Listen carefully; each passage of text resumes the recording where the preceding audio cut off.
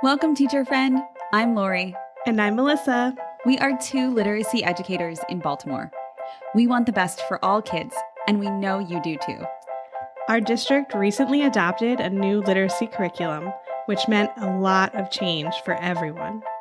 Lori and I can't wait to keep learning about literacy with you today. Hi, everyone. Welcome to Melissa and Lori Love Literacy podcast. This is a bonus episode with just Lori and Melissa because we are preparing everyone for our podcast that is coming soon on the writing revolution.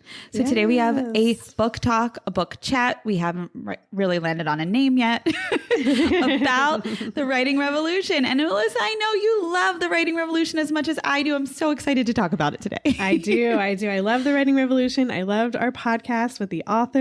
So exciting. So Judith, Hochman, and Natalie Wexler in our next episode, which is so fun. But yeah, the writing revolution, I've been familiar with. I never got to actually use it in the classroom, but I've been familiar with it for a few years. And now I've been using it in a little bit of writing of curriculum. So that's exciting. And it's wonderful. People are talking about it everywhere.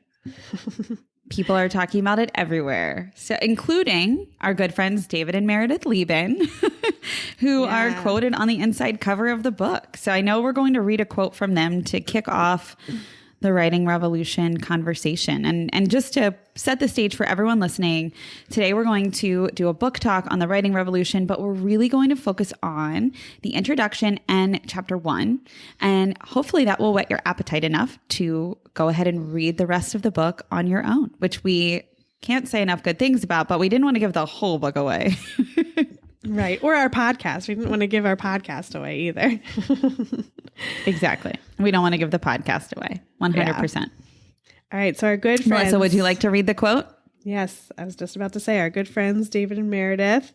We've had both on.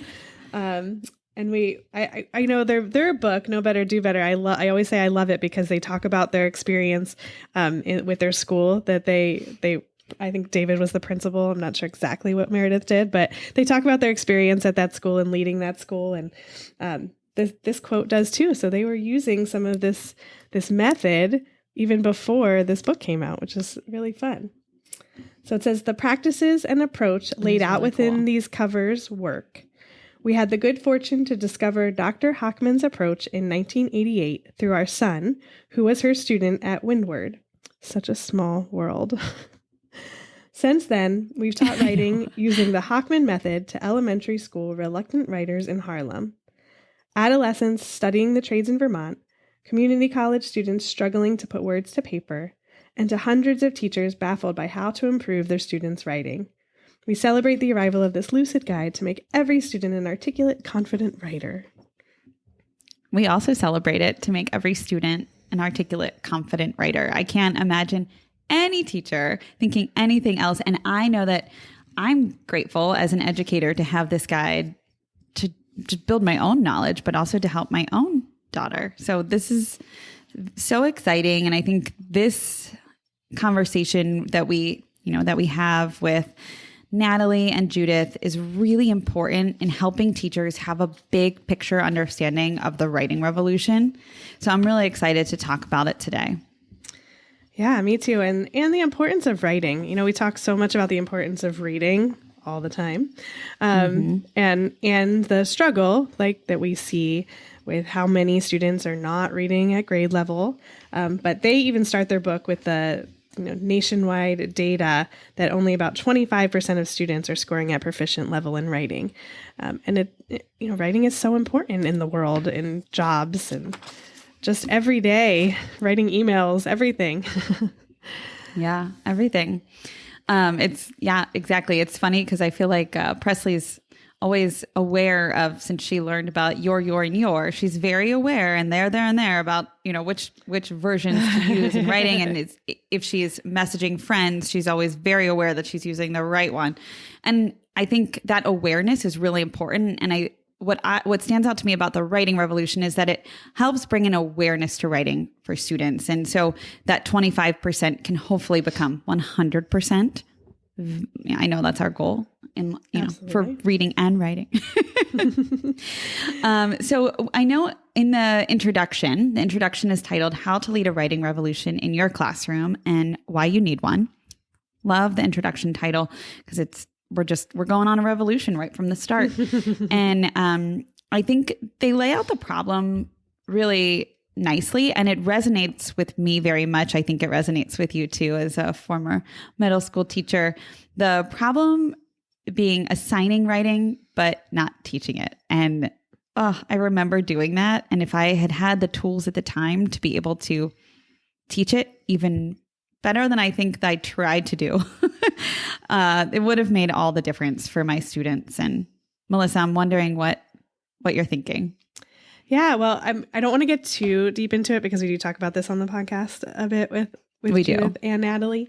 But I do think that's very common, right? Is that we see, okay, well, the kids are writing because I'm assigning these writing tasks, but, not actually having the instruction, right? There's a lot of like feedback after, right? That's why you end up with the writing covered in red pen, right? And poor students that are like, oh no, right? But, thinking about the before a little bit more, how do we get them there instead of assigning a task and then going all in on giving feedback, which usually is not the best way of improving writing.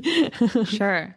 I think about this. I know Natalie, I believe Natalie talks about this very clearly and outlines the steps. But I think about it in two big buckets as I, am looking on page 3 and reading page 3. I think about it in terms of explicit writing instruction and content that students need, knowledge building, to be able to write about. And I think that if either one falls short, then that's where students struggle to read. And I think about myself as an adult. That's where I have trouble. I always think about it like, when do my fingers on the keyboard feel like they don't have anything more to say? And it's either one of those two things. Either I'm having trouble structuring what I'm saying and knowing how to do what I need to do, or I don't have anything to write about and I need to learn more about what I'm writing about. Yeah. Yeah. I'm trying to think back to my own. I don't even know if I was explicitly taught how to write or not, or if it, they were lessons I learned just because I learned them. I don't even know. I know. I'd have to really think hard about that. I taught myself when I reflect back on it. I loved to read, and I think I read so much that I had that content piece. Yeah. In most things, and then I could structure. I think I taught myself, and I think my parents helped me a whole lot. And I actually know going into college, I wasn't the strongest writer. Like, I know I needed support in college, but that's the first time I heard it, right? Like I wasn't told before that I wasn't a strong writer ever. Like, I always did well on assignments in high school, middle school, but when I got to college, it was like, hang on, you need a little help here. And that was the first time I actually really looked at how I was structuring my writing and how to improve structuring writing was in college. Yeah, absolutely. I think that's when I realized I learned how to write in high school a little bit with my parents' help. And I think things here and there, like in English class. Yeah, in English class, I remember doing some outlines and things like that. Right. But actually expanding on topics and having enough to say to write a 20-page paper, I kind of feel like college is where it kind of hits you in the face. I agree. Yeah. You're like, oh, I either get it or I don't, and I need to figure it out, or I may not. And I think our hope is that kids get that way before college, way before career, way before college. Yes, absolutely. Yeah, and I think that the next pages kind of help us do that, right? How to teach reading or teaching, right? And before we get into the how, I love the part that comes next after the problem, which is that this writing can actually help beyond just writing, right? That it's, if you improve students' writing, there's more benefits than that. So they go into, you as a teacher can identify gaps in their reading comprehension if they're writing about something they've read, right? So there's a benefit for the teacher. I like to think of that like a twofer. 2 for 1 bonus, no time teaching, 2 for 1. It boosts reading comprehension, which we talk about on the podcast a bit, and especially around syntax, right? If they know how to create these longer sentences, then they're going to know how to read longer sentences. I found that part especially fascinating. I think it was so awesome to hear the authors themselves talk about that part. So be on the lookout when you listen to the podcast on Friday. Yeah. And then the other skills it just talks about, enhancing or improving there's your speaking abilities, your organizational and study skills, and your analytical capabilities. So lots of benefits from improving writing instruction. Well, not just writing instruction, improving writing for students. Yeah, I think that reciprocity is what sticks with me too. And I wrote it in the margin on page 4. It's reciprocal. It's writing, speaking, reading all go together, which I know that we all know, but it is even more evident when we're talking about this specific approach or this specific mindset, because that content is so baked in that the reading is really important, especially there are curricula out there that are completely separate. And so that's where I think lots of disconnects happen. And I think the really high quality curricula have this method that is intertwined and everything is reciprocal. Yeah. And I think it's important too, because we know that time is like the biggest, thing out there that teachers I don't have time for that. And you can easily say, I don't have time to teach writing explicitly. Right. But to know that if you are doing that, it has these other benefits. Right. So it's not like, oh, I'm teaching writing alone, but you will see that in reading as well. So lots of benefits. Yeah. So let's talk about the principles of the writing revolution. There are 6. These are my favorite. And we talk about them in the podcast. Yeah, we don't lay them out in the podcast. So I think this will be really helpful for people who are listening, because it's not like we go through the 6, but it's woven throughout the whole discussion. So if you know these 6 going into our podcast with the authors, you'll be like, oh yeah, there's that one. So I think this will be really helpful. I'll start with number 1. Students need explicit instruction in writing beginning in the early elementary grades.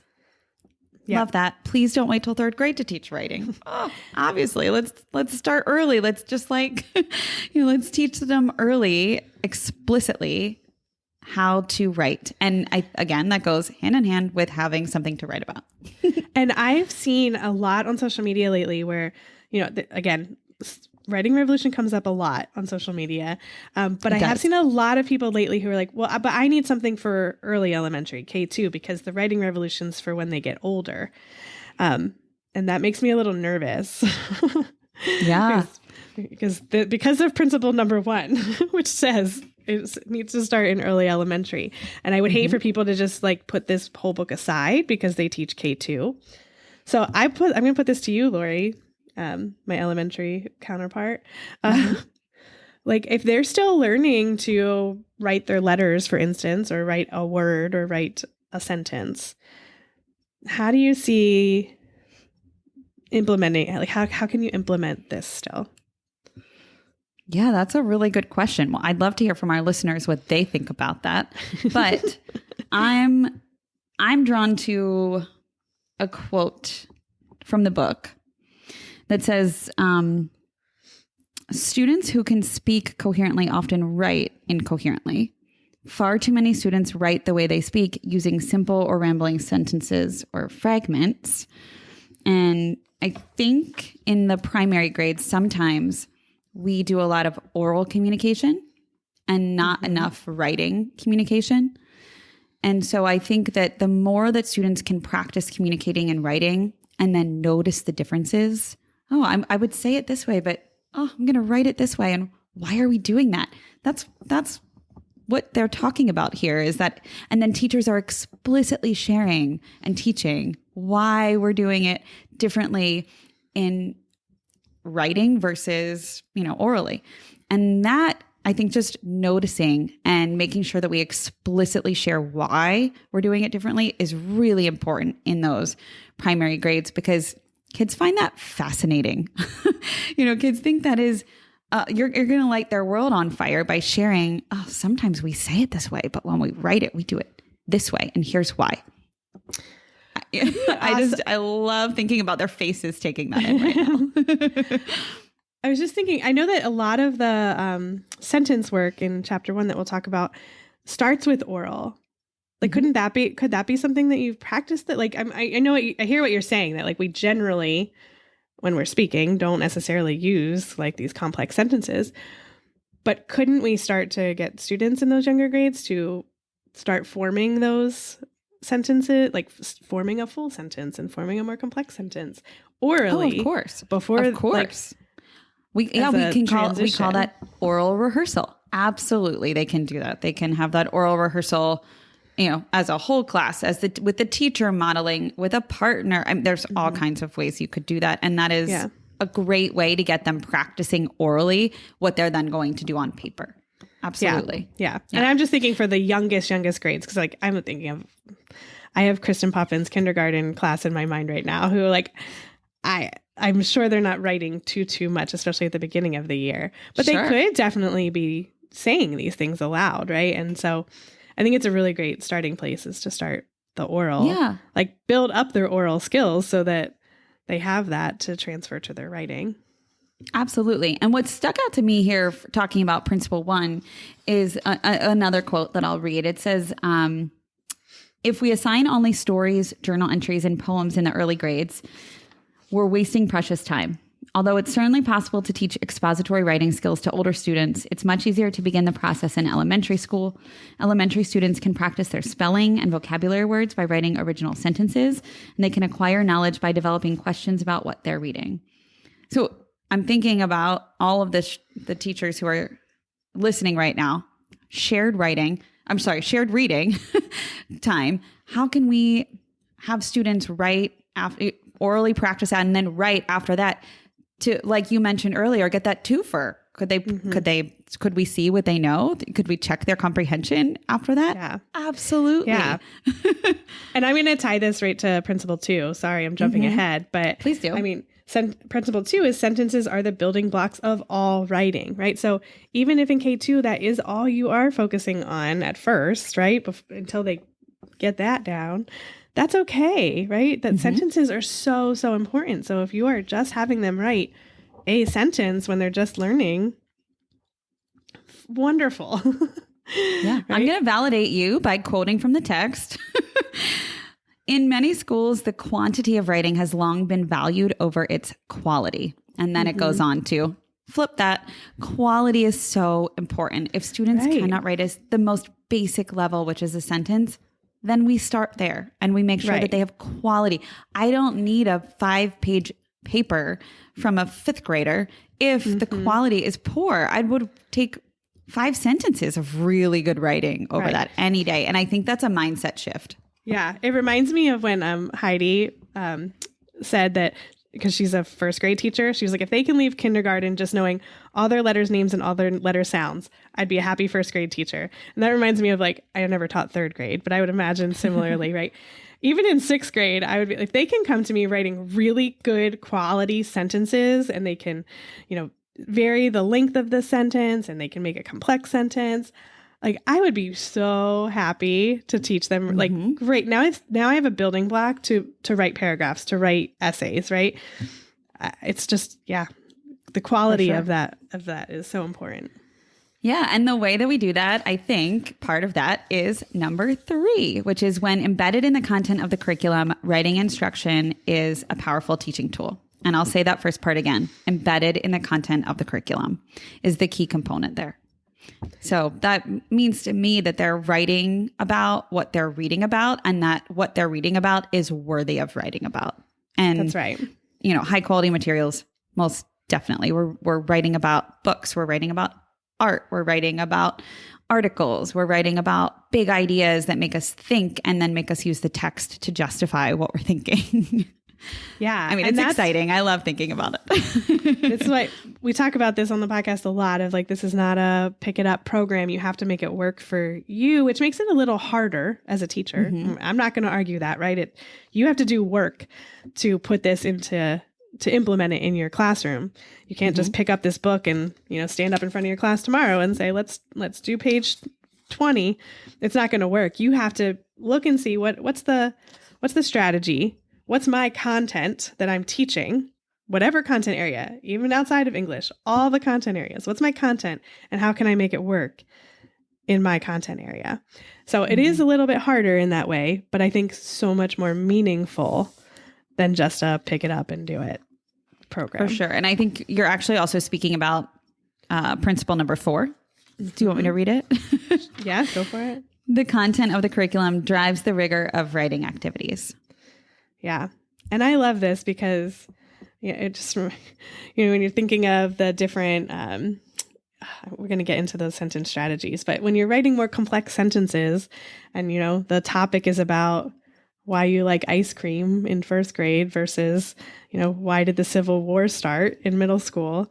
You could be doing the same exact writing strategy, but it's going to be so much harder because of what you're writing about. Yeah, for sure. Yeah. And I would argue that first topic probably isn't well, it's not text-based. I know, but yeah, text-based. I know. I'm just teasing. Just thinking of something for young kids that's really easy, but you could still do these, I like ice cream because I like ice cream. That could be your really first step. I could do that with Elliot now, and he's 3. You could do that with Elliot now. Yes. So I think when I think about the content in the early grades too, I'm thinking about some of the topics like, sciencey topics, even like nutrition or geography, right? Like there's so many big topics that students could write about that are important and that they need to know about. And I love how you mentioned content, because I think that that's important, that we're thinking about every teacher is a reading and a writing teacher. I think sometimes we leave that writing part out, but our content teachers are reading and writing teachers too. So this book is really beneficial to that. I know. And I really hope that catches on. I'm crossing my fingers. Yeah.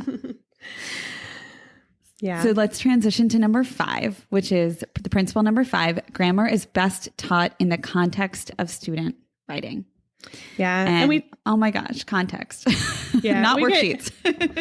We get into that a bit in the podcast too. So I won't harp on it too much, but, I think that's traditional. That's how I was taught. We just had grammar time, and I often didn't see necessarily I had to make the connection. And as a young person in school, you don't always make those connections of why you need to learn about, you ask those questions, right? Why are we learning about conjunctions? Like, I don't know. Conjunction, junction, what's your function? I can remember the song from... I know, but did you really know what it meant No. and why it made your writing better? No. And that's the explicit part, right? That goes back to principle number 1, that explicit instruction in writing. Again, those songs are catchy, and I'm not saying don't do them. They are fun. I remember them 30 years later. I was going to say 20. I remember them 30 years later. But there also needs to be explicit instruction in why do we need conjunctions and how do they help you write better and communicate more clearly. And that I had to explore on my own. And I think you did too. And that's what we want kiddos to understand at an early age so that then they can build on it as they go through school. Right. And when you think about I've heard teachers say too, there's not a lot of grammar in here. And it's like, well, are you looking for a specific 10 minutes of grammar time every day? Because I don't know that that's necessarily the way to go, right? I think it's much better to say, okay, we have this writing, we want to make more complex sentences in it. So we're going to learn about prepositions so that we can add a little more to these sentences. Now we have a purpose for why we're learning about prepositions today, because it makes sense with what we're doing in our writing versus just, well, we do grammar for 10 minutes every day. So yeah, here's our grammar. It's a little bit of a mindset shift. Yeah, for sure. Some. Yeah. Oh, and the last principle I think will resonate with everyone. I know this is my favorite part of writing. I feel like I do this in the moment all the time, even in my head while I'm speaking. Planning and revising. Yeah. The 2 most important phases of the writing process are planning and revising. Yeah. And this is when we're talking about writing more than a sentence, right? When we get to writing a paragraph and an essay, and just how important those times are. And I loved that Natalie mentioned that she still does these as a professional writer. She still does these. And so it's not like something that you just teach students to help them get better at writing. And then one day you don't need it anymore. Like those are tools that will help them forever as a writer. For sure. I mean, even as a speaker, I don't think anyone, including us, when we podcast, we have a little outline right now that we're using to help us. We're planned. We don't get to revise, though. We don't get to revise. We get to edit a little bit, but but I did. You're right. I loved hearing that from Natalie and hearing, as an expert writer who does this for her job, for a living, and she's clearly excellent at it. She plans, obviously revises, but she plans. She doesn't just sit down and expect it to come cohesively out of her fingertips. Right. She really thinks about it and brings in different sources and builds on the topic at hand. And that was, I think, really amazing to hear. I would argue that's why she is a good, not why, the only reason why, but one of the reasons why she is a good writer, right? It helps make her a good writer. 100%. I think we all do have that like mindset of, one day I won't need that scaffold, but it's not just a scaffold. It's actually really helpful anytime you're writing. Well, I feel like too, it's like you just never get to check that box that you're done with that thing. You're right. You're still working on it always. You're right.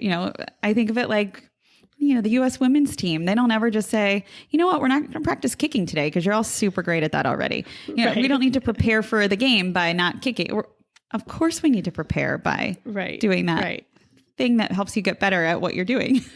So planning is, I think, like the equivalent of, preparing or and getting ready to do something and I love that thinking it through. I was just thinking too, like you might not need to plan if you're writing an email. You wouldn't plan if you're just writing an email to, if I'm writing an email to you, Lori, I'm not going to plan it out first because I'm just going to send it off and write it. And similarly, like they're not going to practice kicking before just like a game with their friends, but they are going to practice it before an important game, right? So similar, right? You're going to plan your writing when it's something important, when it's something many other people are going to be reading. For sure. Yeah, that's a good point. The purpose matters. All right. So ready to jump in? I'm ready to jump into chapter 1. I know that we talked about that sentences are the building blocks, and now we're going to give some examples of that. Yeah, these are some of the fun, I think these are the fun. This is the best chapter for me because it's like things you can just easily do, right? Like I could read this and figure out how to do this with my students, with my content. I could figure this out like for the next lesson that I'm teaching. I could figure out how to do this as a end of lesson activity or something to check their understanding. And they're really just simple and easy and don't feel like you're teaching a whole writing lesson or a grammar lesson, right? But you are teaching them so much. So the first one that I picked out was about the fragments, scrambled sentences, and run-ons. Mm-hmm. You want to tell us about those? Yeah. Well, I mean, it's 3 different ones, so we'll see how much we get into them. But what I love about the way they go about it is, the way I was taught was like, this is what a fragment is. Now here's a worksheet of 10 sentences. Some are fragments, some are not. Identify which ones aren't, and fix the ones that are. Fragments. Yeah. It's like, okay. But what they do is like, okay, whatever your content is, give them a fragment, right? And then have them finish it. Like have them make it into a sentence, so if you're, oh gosh, I can't think of any content at the moment. I just blanked on any content possible. I can give an example because I'm on page 27 of the book. Great, if anybody's following along with their book. Also, I want to make a quick side note before we give an example. When it's talking about fragments, it says start with speaking. Have students practice orally. Right, that's what I was saying. Like this could easily be done in younger grades especially, but even in older grades if they still need work with this. Correct. So the fragment, now I'm on page 28, the fragment could be settled near rivers. And then your students could draw on the content that they've learned and turn it into a sentence. And I'm just picturing small groups of students. Like I'm imagining this up on the board as a teacher and I'm sharing this. Oh, we're going to have this challenge. We're going to have a fragment of a sentence and you are going to think about what you've learned. You can use your notebook. You can use, a book or whatever you need. And your team of 3 is going to turn this fragment into a sentence. And you have X number of 6 minutes, whatever. Mm-hmm. And then they would turn it into a sentence. And the example in the book is early Americans settled near rivers. But I think it'd be so powerful to hear also what the other kids in the class came up with and sharing that out. And this is something that they could do speaking. They don't necessarily need, because I imagine if they're little, they might have drawings in there and different varying levels of sentences in their little notebooks. But you could see how that, maybe they learned about a specific person that settled near a river, right? And maybe that becomes the first part of their sentence.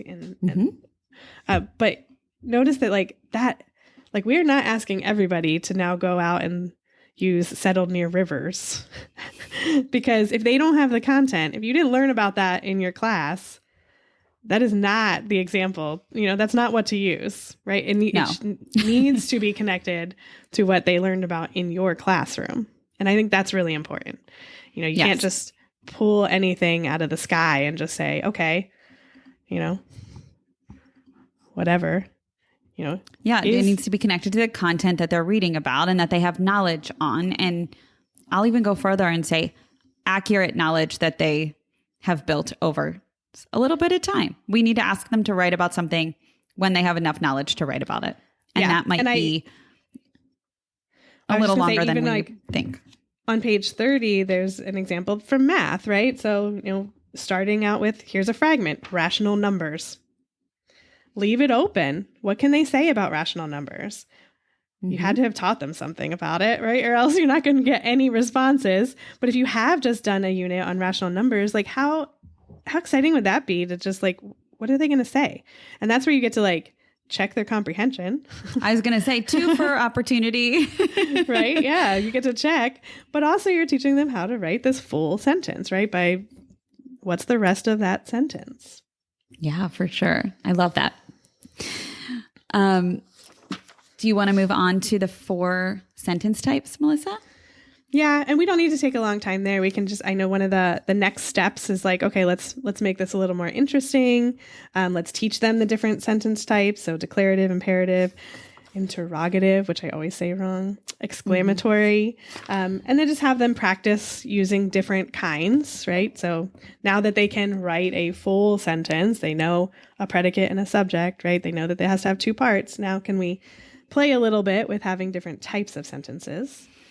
Yeah, and this is different from, I think, how I learned it, because I learned I learned what they were, but then I never had the opportunity to practice within the content of what I was learning about. Again, it was a worksheet or it was a side situation. It was not, you're reading Love That Dog, and now you're going to practice. Right. Actually, that might not be a good example because that's poetry. True. You're reading the circulatory story, and now you're going to practice writing your own sentences about what you've learned. And that connectedness is, I think, the missing piece sometimes when we think about writing. So we want it to be practice that is embedded in the content of what they're learning.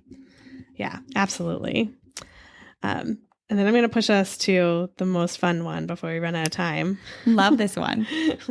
Which is, first starts with conjunctions, but again, there's several that basically you're adding on, right? How can you take this somewhat basic sentence you have, a subject, a predicate, maybe it's a different kind, but how can you make it more complex, right? And this is where I got lost in school with the different type, different types of sentences. And I didn't do diagramming sentences, thank goodness, but this is where people are I don't know what we're doing here. But the way they do it is just let's just add on a little bit, right? We want to make it more interesting. We want to give people a little more information. So how can we add a little on? So it doesn't feel daunting to kids, right? We're just adding a little bit. And the best of the examples of this is because, but, so, which is teaching conjunctions in a really simple way.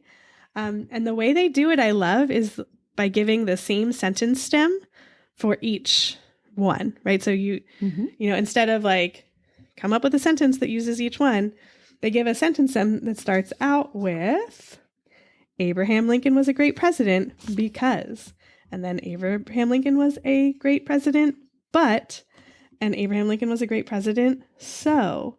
And just like thinking about like what, like the content knowledge that you need to have to make those different sentences, I just think is a really cool and powerful tool.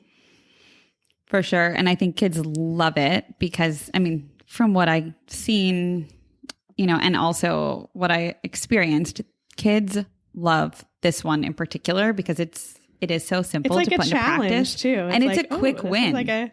Yeah. When we think about it, it's a challenge, but it's a quick win. And because when you give them the STEM, you're not asking them to create the beginning part. You're doing that for them. So you're taking that cognitive load off them. So they can now think about, oh, okay, I have this sentence that I want to make even stronger. And they can use that as the building block for to continue on with their thinking and really give the complexity some thought rather than be working on them writing Abraham Lincoln was a great president, and I love that it takes that cognitive load off them. Yeah. It puts the cognitive load on the complexity and it helps them go even further in their writing rather quickly. Right. And you can see once like that becomes something that, they do a lot, that, then it becomes part probably what they're thinking when they're writing, right? When they're writing a short sentence like Abraham Lincoln was a great president, they might think, okay, how can I add on to this? Mm-hmm. And they have 3 options right there, right? Is this a because, a but, or a so? Like, which one do I want to add? They have a tool to expand their sentence, and it's easy. Mm-hmm. And it's not like, oh, Miss Appington made me memorize a list of conjunctions, and now I'm going to try and use one, right? But it's really meaningful. Yeah, much more fun too. Yeah. And in the podcast, we also talk about other ways to build complexity, and those other ways are appositives. If you're thinking, what's an appositive? An appositive is a second noun or a phrase or clause equivalent to a noun that is placed besides another noun to explain it more fully. So I'm going to give an example. New York City, comma, the largest city in the United States, comma, is a major tourist attraction. And in that sentence, the appositive is the largest city in the United States. So those little appositives, like little clauses, help us to understand the original noun better, but they also make our writing richer. And so we explicitly teach those. Yeah. You want to share the next one? Yeah. Well, they also do you have something to say about appositives? Go ahead. No, I don't have something to say about appositives. But they also do subordinating conjunctions. So they do learn more conjunctions besides just because, but, and so, just in a different way at a different time. And then at the end of this chapter, they talk about combining the different things that they learned to be able to combine sentences, right? So that's a tool that you practice with, like you give them a few sentences and then practice how to combine them using one of those tools, right? You can use because, but, or so. You can use an appositive. You can use a subordinating conjunction. How can you combine them? So then that becomes a tool they can use in their own writing when they have a lot of short sentences. That's a great point. Bringing it together with that sentence combining is like the kind of the culmination here of the complexity. How are you going to make this a richer sentence? Yeah, exactly. And I just love that, like the whole vision of this whole thing is like, how do I make my writing more interesting, right? How do I make this something that a reader really wants to read? And so it's not just a grammar lesson, right? It is improving writing and constantly improving writing. Yeah. So I'm excited for everyone to listen to our authors in our conversation. It was so important, so impactful, and just really exciting that we had the opportunity to talk to both Judith and Natalie together. So we really got the Hochman method from Judith, and then we heard that strong knowledge push from Natalie, and they're just a firecracker team. So love that. Before we go, we should be very clear. You said it at the beginning, but I'm going to say it again, that was just chapter 1 that we talked about. Right? Introduction and chapter 1. Introduction and chapter 1, but that the rest of the book still has a lot of work on many other things beyond a sentence, right? The sentence is the building block, and then it goes into planning and outlining and revising a draft and how to get great arguments, right? So it goes a lot deeper than that. We just focused in on that first one today. Yes, thank you for reiterating. So make sure. grab the book and read it ASAP. Yes. All right. Well, thank you so much Thanks, for having this everybody. important conversation, Melissa. I know that Thank you. everyone benefited from hearing a little bit about the writing revolution. Yeah, absolutely. Enjoy the podcast. Yep.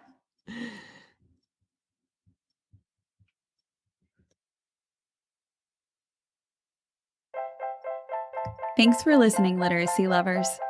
We release a new podcast episode every Friday and share more resources in a newsletter on Tuesday. Sign up for our newsletter at literacypodcast.com. Each week, you'll receive important information, resources, and connected content. We're excited to create a space for community discussion about our podcast. We want to connect with our listeners and support you in answering your questions. But we also realize there are a lot of other educators out there who have great advice and experience too. Let's keep learning together in our Melissa and Lori Love Literacy Podcast Facebook group, and be sure to follow us on Instagram and Twitter. If the content in this episode helped you, share with a fellow educator and teacher friend. Our literacy lover community welcomes educators at every stage of their learning journey. We're so glad you're here to learn with us. The views and opinions expressed by the hosts and guests of the Melissa and Lori Love Literacy Podcast in this episode are not necessarily the opinions of Great Minds PBC or its employees.